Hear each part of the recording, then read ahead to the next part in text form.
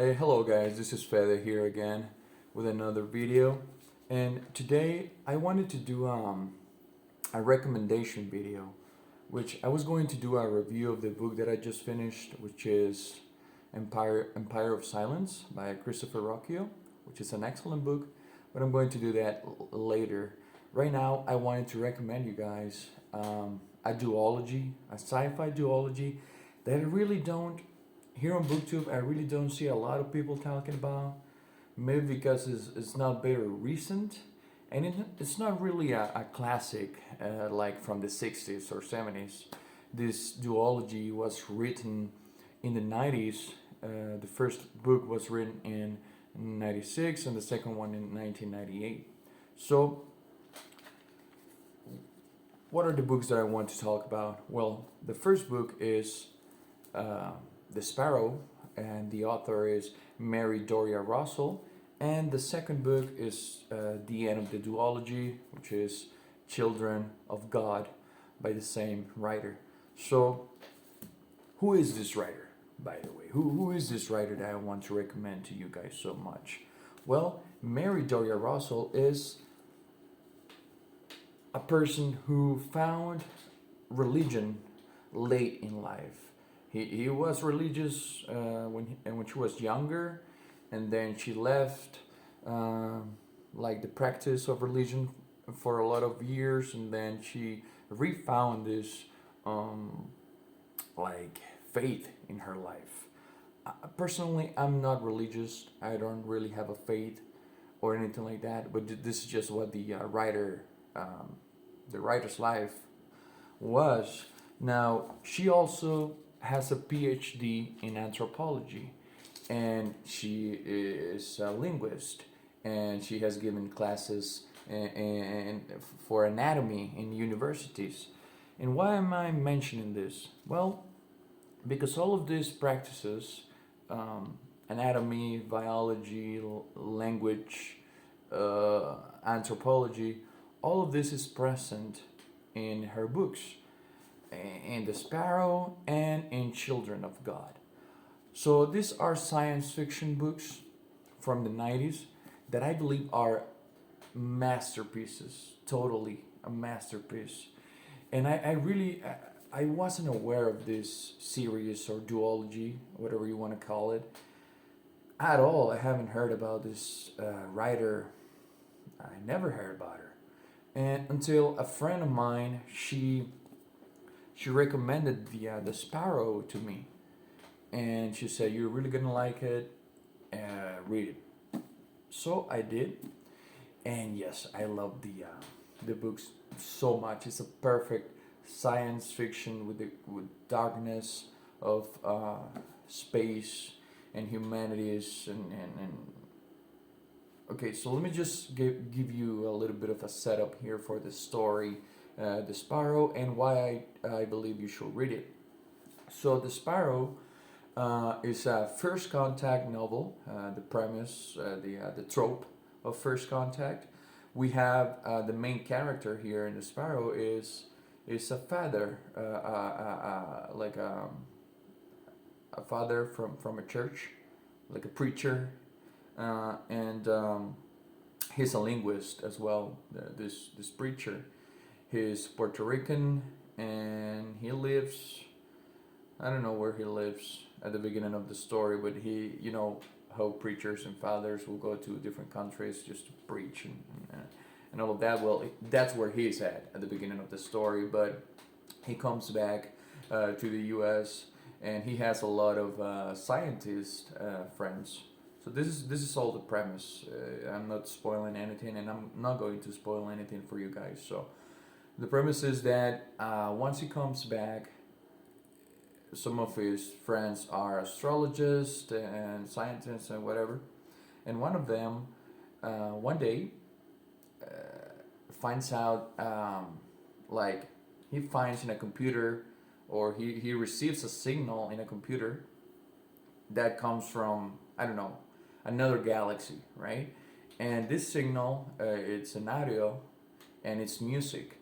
So not only humans receive a signal from another galaxy, the signal that they received is music. So what that means is that there is intelligent life out there, and most likely is very intelligent because they can do music, they can appreciate art, arguably. So yeah, what happens here after that founding? So the church, the Jesuits, the Catholic Church takes care of that secret because once that happens, it's a secret still. So the Catholic people, the church, wants to get ahead and wants to send like a ship to this planet that they have identified. And they send a group of 6, 7 people, which is our protagonist, Emilio Santos, and a few other scientists in a ship, and it takes a few years for them to arrive. So the way this story is told is that in two perspectives. So the story starts in 2019. That's when they received the signal, right? And the story starts there, but it also is told in different like anachronistic way. So we have the 2019 part and we have the 2060 part. And this is part of the blurb here on the back. So the ship lives in 2019, and when it comes back, only one person is in that ship. Who's in that ship? Santos, the preacher. And he is traumatized. The first pages tell you like he's not even able to speak or to tell the Catholic Church about what happened there at the planet because he's so traumatized. And that's the beginning of the story. So we follow these people in 2019 and how they get ready for the trip. And we see the trip, and then we cut to 2060 once the Emilio Santos is back. And the book is about what happened on that trip, what happened there on that planet, and why Santos, the protagonist, is so afraid or so unwilling to speak about those days, those years in that planet. And it's really a great story of human misinterpretation of other cultures and languages and putting our morals in societies that we really don't know anything about. It's like giving animals human emotions, right? Whenever you see in the zoo an animal and you try to, oh, he's doing that, it's like he's speaking to you or something. No, they are animals. They have other concepts in their heads about what's morally right or wrong. It's kind of like that, the interaction with the other society, and it's great. It has some great prose and writing. I wish I could read you a phrase here, but that will be a spoiler, and I'm not going to do that. But just to give you a taste. Okay, yeah, no, I'm not gonna read this. All of my like the things that I have highlighted will be a spoiler. So let's talk about the title of the book, The Sparrow. Why the Sparrow? Well, it has a religious meaning, and it's the religious meaning that it has. I was researching this, and it's on the book actually. The book tells you the meaning of the title, The Sparrow. Why the Sparrow? Well, it comes from the Gospel of Matthew. You know, in the Gospel of Matthew, it tells you also the connection between Jesus and the line of kings and such connected to him. But it also says about the sparrows that not even a sparrow falls to the earth that God's knowledge. Sorry, not even a sparrow falls to the earth without God's knowledge thereof. So that's why the meaning of the sparrow was all the tragedy, was everything that happened in the trip and on that planet, God's will. Can we even question him? What do we do when we find that? So it's a book, a science fiction book, really entertaining. that makes these pretty dense philosophical questions about who we are as a society. And if you are religious, what questions are you willing to make to your own faith, right? It's really, really important for this writer because she made those questions to herself in the past. So she's making those questions here as well. Now, this was written in 96, and the sequel was written in 1998, and it's shorter a little bit from the first book. Now, Children of God. What can you do once you leave this protagonist from the first book totally destroyed in 2060, which that's the beginning of the book of the first book? Well, you send them back to the same planet for reasons that I'm not going to mention. And so you have to take in consideration that the trips that he does to this planet take like a year to him, like a year traveling or 8 months or whatever. But here on Earth, the time works differently, right? So he travels at the speed of light, and the time slows, like goes slower when he's on the ship. And here on Earth, it's been like, I don't know, like 18 years for the travel.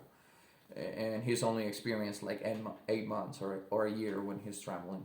So here on Children of God, I'm not going to explain a lot of this book. We just have the protagonist from the first book, Emilio Santos, going back to this planet, Rakad, that's the name of the planet, and just experiencing these traumatizing events again, but from a different perspective, because he's not as naive as the first book. When he was the part of the first book, he understands that culture more, the morals, the morality of the society he's visiting, and he's trying to adapt. And the crew that he's with, a new crew, it's really interesting, the interactions between the crew and Santos, and what do they each expect from the planet. And also an interesting thing here in this book is that we get another perspective, not only from Santos' point of view, but from one of the aliens or members of the society that are in this culture from this planet, right? And that's interesting as well. How are they looking at this situation? Are these aliens that are coming at their planet? What do they think about them? Humans, they're weird. They have 5 fingers. They don't have a tail, so they're weird. Humans are weird. And yeah, this book gives you the perspectives on humans and aliens. And the book ends. Well, I'm not going to tell you how the book ends. I'm just going to tell you that it starts in 2060, where the spiral began, and it ends in 2096. And this is told anachronistically as well. So you have a perspective from 2060, and then you get one from 2070 something, 2090, and such. So it's pretty entertaining the way the author decides to tell the story.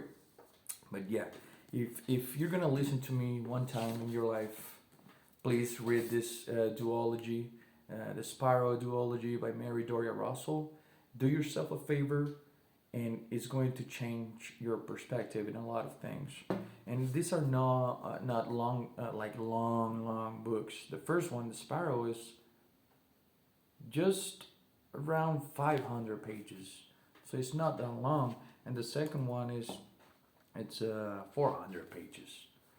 And these two books are a masterpiece of storytelling, science fiction, philosophical writing, prose writing, everything. These are excellent books. So yeah, go read them. Go to Amazon, buy them, or whatever you get your books from, and read this story. This duology is the best duology in sci-fi for me. It's great. Okay, guys, I just wanted to say that quickly. Have a good one, all right?